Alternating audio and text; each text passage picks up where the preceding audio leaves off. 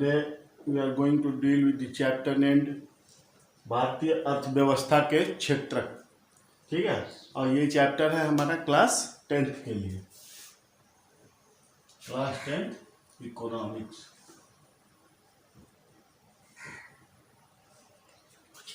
तो ये अर्थव्यवस्था से, भारतीय अर्थव्यवस्था के क्षेत्र मीन्स ये हमारे अर्थव्यवस्था से रिलेटेड चैप्टर है।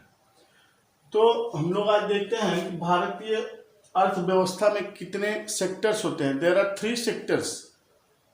उसमें होता है प्राथमिक क्षेत्रक, द्वितीयक क्षेत्रक और तृतीयक क्षेत्रक। ये 3 क्षेत्र हैं जिनके तहत भारत में काम होते हैं, भारतीय अर्थव्यवस्था में काम होते हैं। प्राथमिक क्षेत्र के अंतर्गत वो क्षेत्र आएंगे जिनमें हम प्राकृतिक संसाधनों का इस्तेमाल करके अपने लिए कुछ बनाएं, जैसे सूर्य का प्रकाश, मिट्टी, पानी, ये सभी क्या है, प्राकृतिक है। और इन सभी को मिला के इस्तेमाल करके हम लोग क्या बनाते हैं, क्या उपज करते हैं, फसल।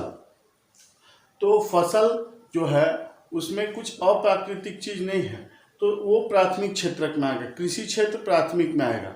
अब वो चाहे मत्स्य पालन हो, चाहे मुर्गी पालन हो, चाहे पशुपालन हो, ये सभी, और कोल माइंस वगैरह भी, ये सब भी प्राइमरी सेक्टर में आएंगे। ठीक है, प्राथमिक क्षेत्र के अंतर्गत ये सब भी आएंगे। अब द्वितीयक क्षेत्र, प्राथमिक क्षेत्र मेरे ख्याल से आपको समझ में आ गया कि प्राकृतिक संसाधनों का इस्तेमाल करके जब हम किसी चीज का उत्पादन करते हैं तो वो प्राथमिक क्षेत्र में आता है। अब देखिए द्वितीयक क्षेत्र में क्या आता है। द्वितीयक क्षेत्र के अंदर वो चीजें आती हैं जो प्राइमरी सेक्टर्स के जो सामान हैं उनका इस्तेमाल, उनको लेकर के कच्चे माल के तौर पे और मशीनों का इस्तेमाल करके हम लोग द्वितीयक क्षेत्र में सामान बनाते हैं। जैसे गन्ना एग्रीकल्चर से रिलेटेड है, प्राथमिक क्षेत्र का काम है।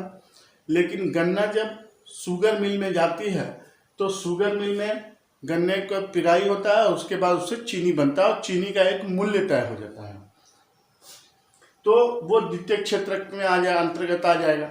या फिर रॉ कॉटन अगर हम लोग अपने खेतों में उगा रहे हैं तो उसे कंपनी वाले खरीद रहे हैं, उससे धागा बना रहे हैं, धागा बनाने के बाद ले जा करके फैक्ट्री में उससे कपड़े बना रहे हैं। ये सब द्वितीयक क्षेत्र, सेकेंडरी टेरिटरी के अंतर्गत आएंगे। तृतीयक क्षेत्र के अंतर्गत आता है सेवा।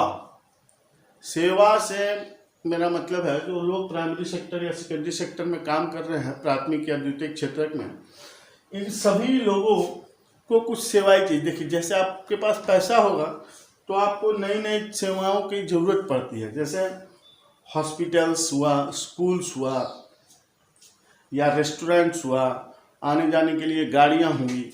ये सब टेरिटरी सेक्टर, तृतीयक क्षेत्र की चीजें हैं। और ये सब प्राथमिक और द्वितीयक क्षेत्र में जितने लोगों के पास आमदनी होगा उस पर निर्भर करता है तृतीयक क्षेत्र। ठीक है, तो तृतीयक क्षेत्र के अंतर्गत आ जाएंगे LIC एजेंट्स, डॉक्टर्स। ये कुछ नया नहीं कर रहे हैं, they are only providing service to us. वो अपनी सेवा हमें दे रहे हैं और अपनी सेवा के बदले हमसे अपना सेवा का मूल्य ले रहे हैं। अब देखिए ये तीनों सेक्टर्स आपको समझ में आ गए होंगे, प्राइमरी, सेकेंडरी और टेरिटरी, प्राथमिक, द्वितीयक और तृतीयक क्षेत्र। ये 3 क्षेत्र हैं जो भारतीय अर्थव्यवस्था के क्षेत्र हैं। अब हम लोग आगे बढ़ते हैं इसी चैप्टर में। जनसंख्या की संलग्नता, जो इंडियन पॉपुलेशन है, भारत में 130 करोड़ लगभग आबादी है, तो उसमें प्राथमिक क्षेत्र में कितने लोग काम करते हैं, द्वितीयक में कितने काम करते हैं, तृतीयक में कितने काम करते हैं। तो प्राथमिक क्षेत्र में 72% लोग काम करते हैं, द्वितीयक में 10% और तृतीयक में 18%।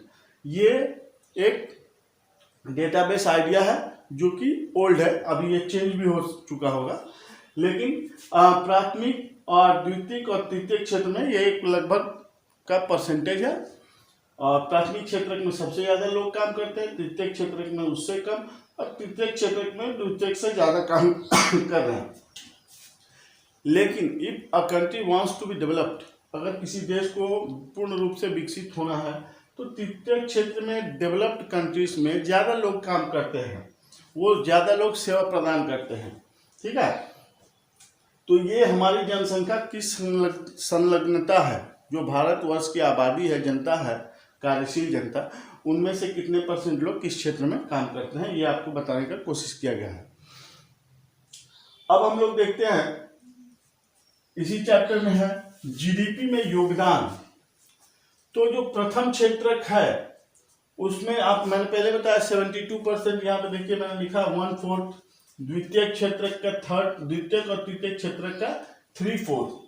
ठीक है, तो जीडीपी का मतलब पहले आप समझ लें, सकल घरेलू उत्पाद हिंदी में, और इंग्लिश में हो गया ग्रॉस डोमेस्टिक प्रोडक्ट। तो इसमें जो प्राथमिक क्षेत्रक है उसका योगदान क्या है, कम है, लेकिन वहां पे लोग ज्यादा लोग काम कर रहे हैं वहां पे, फिर भी उस क्षेत्र से जो जीडीपी में योगदान है वो कम है। क्यों है? क्योंकि वहां पे बहुत तरीका की दिक्कतें हैं, जरूरत से कुछ ज्यादा ही लोग उसमें काम कर रहे हैं। ठीक है, और द्वितीय और तृतीय क्षेत्र का योगदान है 3/4। पहले हमारे जब कृषि प्रधान देश था, आज भी है, तो जीडीपी में सबसे ज़्यादा कृषि का योगदान था, लेकिन अब स्थितियां बदली हैं और अब द्वितीय और तृतीय क्षेत्र का योगदान ज़्यादा हो गया है हमारे जीडीपी में, प्राथमिक क्षेत्र के बदले। अब देखिए हम लोग इस चैप्टर में आगे देखते हैं प्रच्छन्न बेरोजगारी। ये एक नया शब्द है आप लोगों के लिए, प्रच्छन्न बेरोजगारी। इसका डेफिनेशन मैंने बोला है, मैं डेफिनेशन बता रहा हूँ इसका। प्रच्छन्न बेरोजगारी का मतलब, आप फॉर एग्जांपल एक घटना लें, जैसे अभी धान का खेती चल रहा, तो एक खेत को अगर रुपाई करने के लिए जैसे 5 ही लोगों की आवश्यकता है, ठीक है, 1 बीघा वो लोग रोप देंगे दिन भर में, लेकिन अगर उसी खेत में 5 लोगों की आवश्यकता और 10 लोग काम कर रहे हैं और 10 लोग शाम को आए, तो हुआ क्या, मतलब कि 5 लोगों का तो काम था वहाँ, ये हमें पता है, लेकिन जो आगे के 5 लोग और आ गए हैं उनको बोला जाएगा प्रच्छन्न बेरोजगारी। मतलब उनका कोई रोजगार, उनका कोई काम नहीं है, लेकिन फिर भी वो लोग, ऐसा लग रहा है हमें कि काम कर रहे हैं, but there is no result on output. जो उनका उत्पादन अब 10 लोग मिलके करेंगे तो मंडा में 2 क्विंटल थोड़े आ जाएगा, नहीं आएगा, जितना होगा उतना ही होगा। ठीक है, तो प्रच्छन्न बेरोजगारी का मतलब ये हुआ कि छुपी हुई बेरोजगारी, मतलब 2 लोगों की आवश्यकता है, 4 लोग, ऐसा लग रहा है 4 लोग उसी में लगे हुए हैं, हमें ऐसा लग रहा है कि सभी 4 के पास रोजगार है, लेकिन उन सभी 4 के पास रोजगार नहीं है, वही 2 लोगों का काम 4 लोग कर रहे हैं, तो वो छुपी हुई बेरोजगारी है। अब देखिए, बेरोजगारी उन्मूलन के कार्यक्रम, भारत सरकार नहीं चाहती है कि हमारे देश में बेरोजगारी रहे, तो इसलिए वो क्या करती है, कुछ ऐसे प्रोग्राम्स चलाती है जिससे गरीब लोगों की सहायता हो। उन्होंने नरेगा चलाया था, ठीक है, नेशनल रूरल एम्प्लॉयमेंट, ऐसा कुछ उसका था फुल फॉर्म। अब उसको कर दिया गया है मनरेगा, पहले वो नरेगा था, अब हो गया MNREGA, Mahatma Gandhi national rural employment guarantee योजना, ऐसा कुछ है मनरेगा। आपके भी गांव में होता होगा, मनरेगा के तहत मजदूर काम करते हैं। According to this law, MNREGA, ये जो बेरोजगारी उन्मूलन के कार्यक्रम है, 2005 में बनाया गया था इसको, मनरेगा को। इसके तहत ऐसा है कि सरकार कहती है कि मैं गांव में किसानों को 100 दिनों का रोजगार मुहैया कराऊंगा, और अगर नहीं करा पाता हूं, और अगर आप रजिस्टर्ड मजदूर हैं तो आपको बेरोजगारी भत्ता मिलेगा। कौन देगा? सरकार देगी। ठीक है, अब देखिए, ये बेरोजगारी उन्मूलन के कार्यक्रम के तहत एक तो मनरेगा है, इसके अलावा भी और बहुत सारे प्रोग्राम्स हैं जो सरकार चला रही है ताकि देश के अंदर से बेरोजगारी मिटे।